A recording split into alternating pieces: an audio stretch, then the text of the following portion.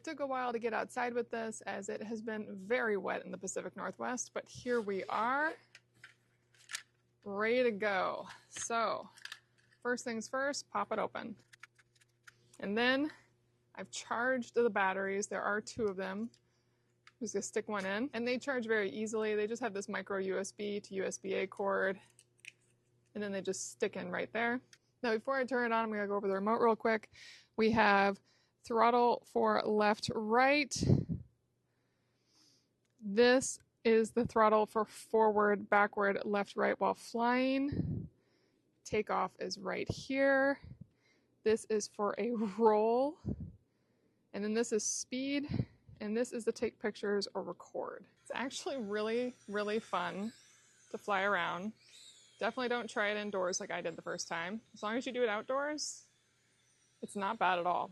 I have actually a lot of obstacles in this garden, and I'm having no problem avoiding them.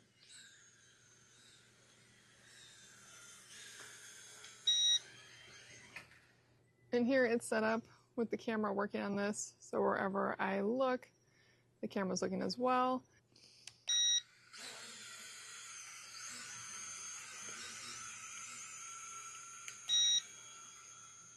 Took a picture.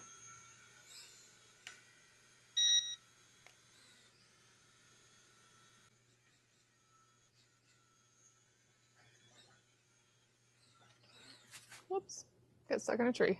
It's really, really fun. I have definitely smashed it into pretty much everything, and it's holding together nicely. Really easy to use.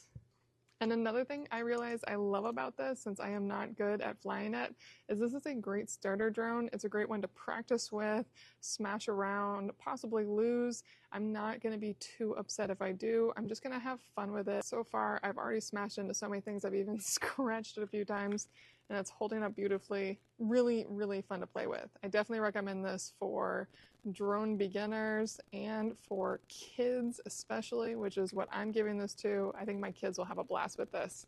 Very cool.